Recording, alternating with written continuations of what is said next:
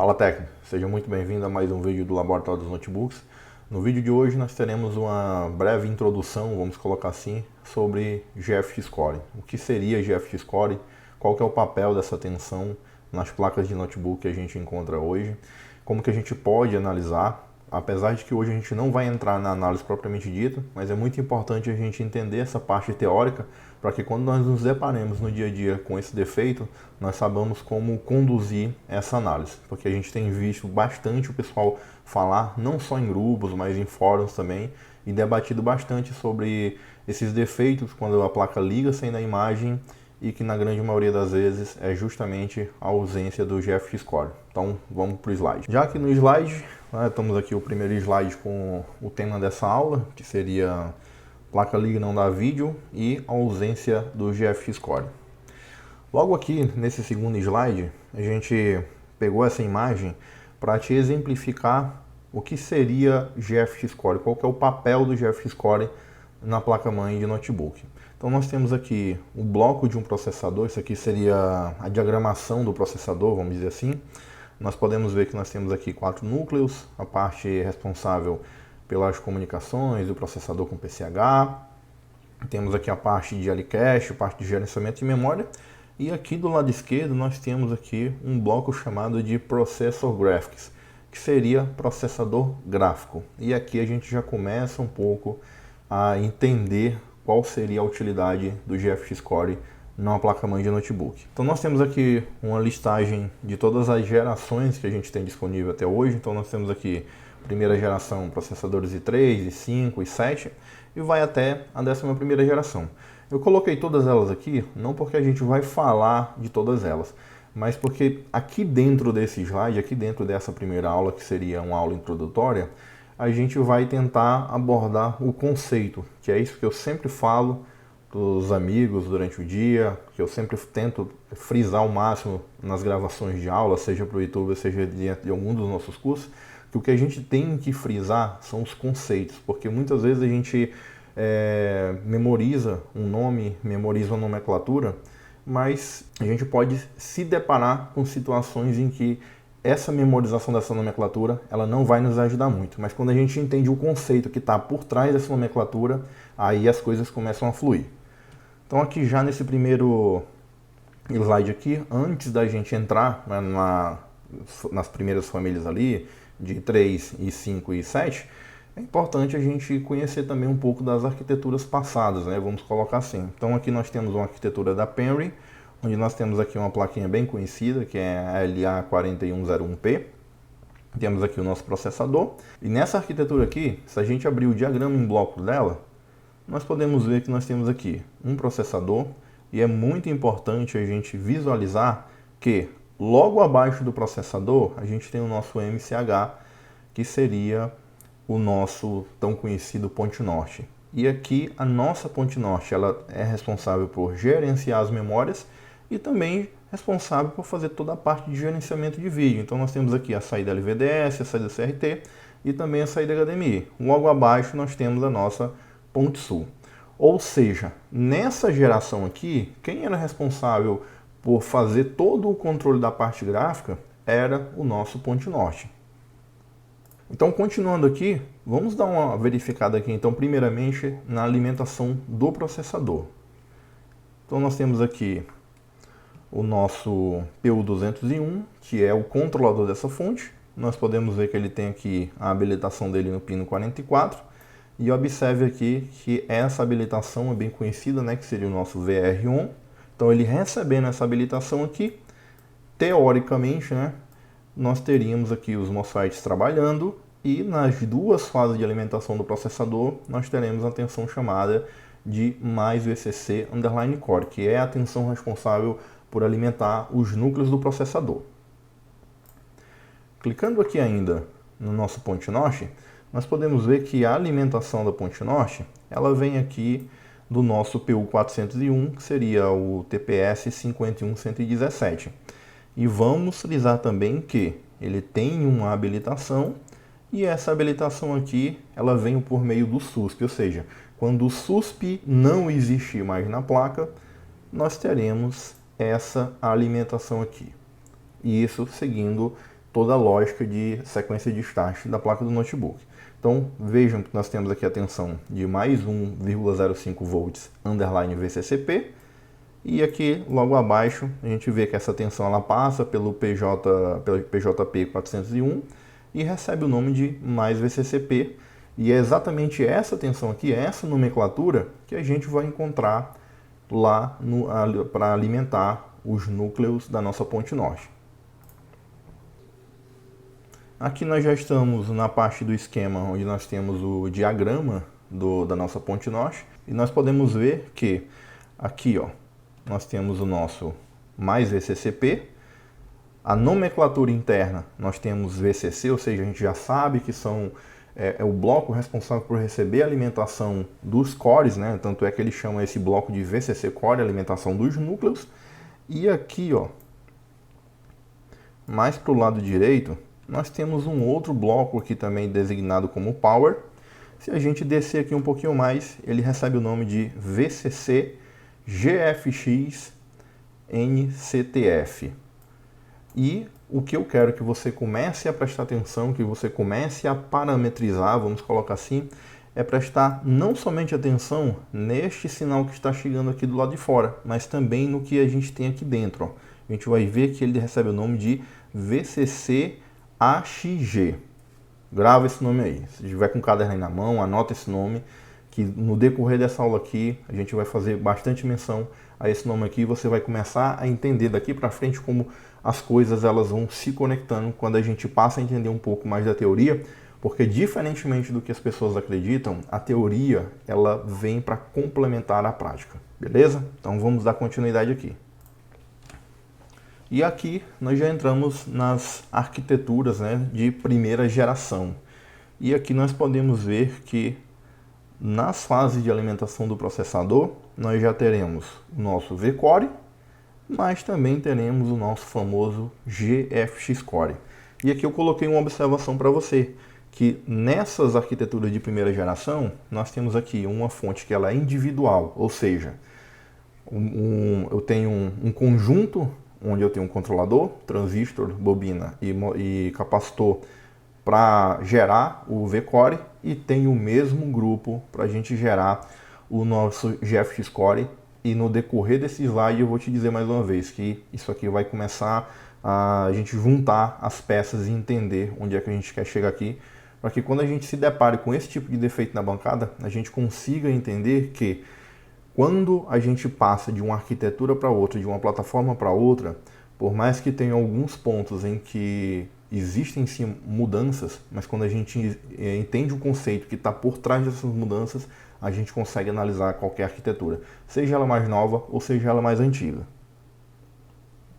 Ainda aqui na arquitetura de primeira geração, vamos dar uma olhada agora no Diagram in Blocks, e aqui nós já começamos a notar algumas pequenas diferenças, né? A primeira é que se eu olhar, se eu estou abrindo isso aqui agora e eu estou olhando, eu vou dizer assim, nossa, mas não teve modificação nenhuma. Nessa arquitetura eu vi que já surgiu o GFX Core, mas o processador aqui, a única coisa que eu vejo é que agora ele está responsável pela parte de gerenciamento das memórias, quando na verdade não. Isso aqui já é um primeiro equívoco que infelizmente até hoje muita gente comete. Porque apesar de a ligação das saídas de vídeo elas estarem no PCH, não é o PCH quem faz a parte de gerenciamento de vídeo. Aqui, na verdade, o PCH ele atua como se fosse uma espécie de ponte. O processador ele vai fazer toda a parte de gerenciamento gráfico, como a gente viu lá no segundo slide de apresentação, porque agora, antes eu tinha a ponte norte que fazia parte do gerenciamento gráfico. O que foi que aconteceu? A gente tirou a ponte norte e pegou essa parte do gerenciamento gráfico e colocou dentro do processador, e a gente pegou a ponte sul, que vem para controlar os outros periféricos juntamente com o Super I/O, e pegou essa ponte sul e transformou ela num PCH. E aqui esse PCH ele faz única e exclusivamente isso, ele serve como uma ponte. Então o processador faz toda a parte de gerenciamento gráfico. Quando essa imagem, vamos dizer assim, que essa imagem foi processada, ele pega então essas informações, manda para o nosso PCH, e o PCH então joga na saída que o usuário está utilizando, né? Seja na tela do notebook, seja por meio de vídeo externo, pode ser HDMI, VGA, isso aí vai depender da placa que você está utilizando. Então vamos dar uma olhada aqui como estão distribuídas as tensões de alimentação do processador. Conforme a gente viu na apresentação da arquitetura de primeira geração, neste modelo aqui nós teremos duas fontes de alimentação. Apesar de a gente já ter GFX Core nessa placa, a gente vai ver que o nosso PU27 aqui, ele vai ser responsável único e exclusivamente por gerenciar a tensão de alimentação do processador. Então ele vai receber a habilitação dele aqui no pino 1, e vocês podem ver que internamente ele recebe o nome de Enable. Se a gente comparar com o que a gente analisou no outro slide, a gente viu que aqui dentro tinha VRON. Só que, apesar de o nome interno ser Enable, externamente o nome do sinal recebe VRON. Então, acaba que sendo a mesma coisa. Então, quando a gente foca no conceito, a gente consegue distinguir isso aqui, porque senão eu fico preocupado ou coloco na minha cabeça, né, os famosos macetes, a habilitação do processador internamente tem que ser VRON. Não, isso não existe, porque em uma mesma placa, em uma mesma arquitetura, o engenheiro ele pode escolher uma nomenclatura, ele pode dar a nomenclatura que ele quiser, que isso é muito comum da gente ver. Então aqui eu tenho um Enable, mas externamente é um VRON que tem o mesmo sentido. Qual que é a função? Quando ele chegar aqui no PU27, esse CI aqui ele já vai estar alimentado, já vai estar tudo certinho. A gente não vai focar nisso nesse primeiro momento, mas quando ele receber a habilitação no pino 1, ele vai aqui, ó, conduzir, né, esses MOSFETs aqui, vai fazer os MOSFETs chavearem no funcionamento normal. E aqui na PL40 e PL41 nós temos as duas fases de alimentação do processador, e nós teremos aqui a nossa tensão de mais CPU underline core. Então vamos dar uma olhada agora na nossa GFX Core, né, que é o assunto dessa aula. Então aqui nós temos, responsável pela GFX Core, nós temos o PU12, que seria o ISL 62881. Nós podemos ver que a habilitação dele aqui, ó, vai chegar no pino 27, e olha como que está a nomenclatura interna dele, VRON. E eu posso acabar, nossa, mas é a mesma habilitação do processador? E aí a gente seguindo essa linha aqui, nós vamos chegar aqui, ó, nessa parte onde ele recebe o nome de GFX VR underline Enable. Ou seja, apesar de a nomenclatura interna ela ter o mesmo nome do sinal de habilitação do processador, não, aqui é o sinal que vai habilitar a nossa tensão de GFX Core. Ou seja, quando o nosso PU12 ele estiver alimentado e receber essa habilitação, aqui na saída da nossa PL10 nós teremos a tão famosa, né, mais VGFX underline Core P. E vamos ver aqui onde é que essa tensão chega. Apesar de eu ter clicado aqui no PCH, isso é para deixar o slide mais dinâmico, esse bloco aqui, como a gente pode ver aqui em cima, ele é do nosso CPU, tá? Porque tanto a tensão de alimentação V-Core quanto a VGFX Core, ela vai chegar exatamente aqui no CPU. Então aqui, ó, nós podemos ver que nós temos o mais GFX Core, e lembra que quando eu estava apresentando o bloco interno da ponte norte, qual era o nome da nomenclatura que tinha lá interna? Era esse mesmo nome aqui. Então a gente começa a ver que as coisas elas começam a se ligar. Então, nas arquiteturas anteriores, eu não tinha uma tensão chamada GFX Core, mas eu tinha uma tensão de alimentação que alimentava um núcleo responsável pelo gerenciamento gráfico. O que aconteceu aqui foi simplesmente que o engenheiro resolveu tirar a ponte norte e ponte sul, colocou um PCH, e a função da ponte norte, que era de gerenciar essa parte gráfica, ele passou para o processador e viu que para fazer esse gerenciamento o processador ele iria precisar de ajuda, né? E foi aí que surgiu então a nossa VGFX Core. Até aqui tudo tranquilinho, tudo beleza, simplesmente a parte responsável pelo gerenciamento gráfico. Já vimos como essas duas fontes funcionam, e agora nós temos aqui também onde ela está chegando para alimentar os núcleos internos de processamento gráfico do nosso processador. E eu já ia esquecendo aqui de mostrar para você de onde parte a habilitação, que a gente viu que internamente no CI recebia o nome de VRON, mas que na entrada ali do CI ela tinha o nome de GFX Enable, né, que seria a habilitação do GFX Core. E ela vem exatamente desse bloquinho aqui chamado de Graphic Vids. Então nós temos aqui, ó, exatamente aqui na esfera AR25, o nosso GFX VR underline enable, ou seja, essa habilitação ela parte diretamente do processador. Então o processador já está sendo alimentado, tem os seus núcleos internos sendo alimentados e vai chegar um determinado momento na sequência de inicialização que ele vai mandar também agora, olha, já estou alimentado, já estou funcionando parcialmente, né, vamos dizer assim, então é hora de fazer com que a minha parte de responsável pelo gerenciamento gráfico também seja alimentada, para que a gente continue essa sequência. E não fica preocupado, porque como eu te falei, essa primeira parte é uma parte mais teórica, para a gente conseguir ligar os pontos, conseguir entender qual é o papel do GFX Score, e que a gente vai ter sim também aula prática mostrando como isso aqui funciona. E agora a gente chegou aqui na terceira geração. Por que a gente não falou da segunda? Porque a terceira e a segunda geração são praticamente a mesma coisa. Então a gente falando da terceira, automaticamente a gente já vai abranger algumas coisas da segunda geração também. E aqui como exemplo, a gente está utilizando exatamente a arquitetura da LA7912, que é a placa que é campeã de apresentar esse probleminha aqui, que é liga sem imagem, e quando a gente vai fazer as medições, a única tensão que está faltando é a tensão de GFX Score. E o que é que a gente vai ter de novidade aqui nessa placa? O que é que muda nessa terceira geração em relação à primeira que a gente acabou de analisar?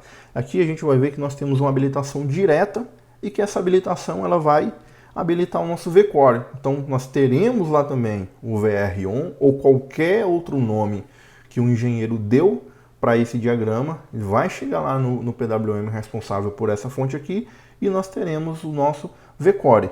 Mas o nosso GFX Score, a gente vai ver que ele é uma habilitação que eu coloquei aqui como habilitação gerenciável. E ao longo dessa aula e das demais aulas a gente vai entender o porquê que é gerenciável. Porquê que quando a gente vai lá, analisa, eu tenho tensão das memórias, eu tenho tensão do PCH, eu tenho tensão do processador, mas somente esse GFX Score está faltando.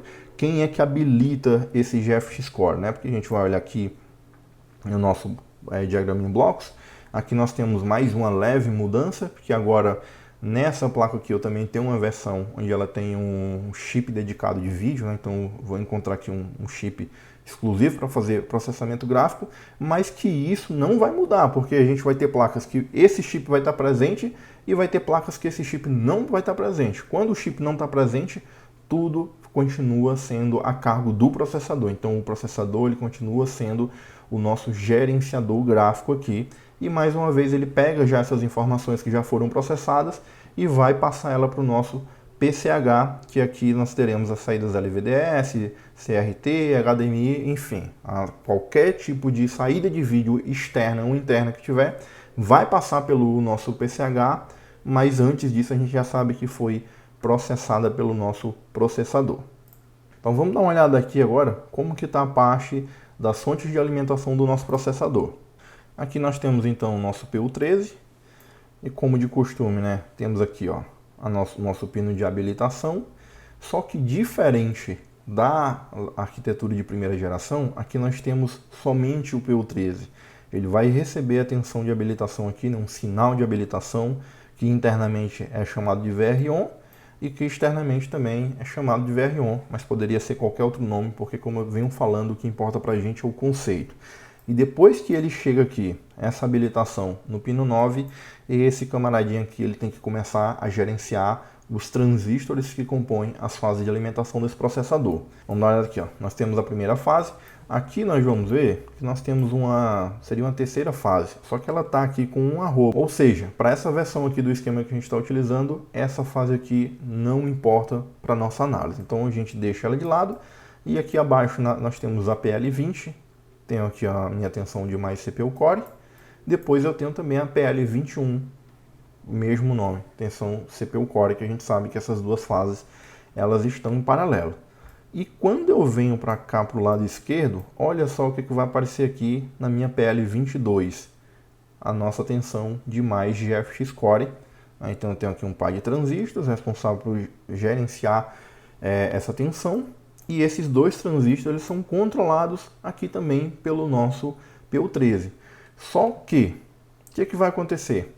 a gente se depara direto com esse tipo de problema aqui, que é, eu tenho o VR1, eu tenho a tensão de alimentação do processador, mas Edson, então por que eu não tenho aqui a nossa GeForce Score? E a resposta é muito simples, é aquilo que a gente apresentou lá no slide, que este VR1 ele só é responsável por alimentar o processador.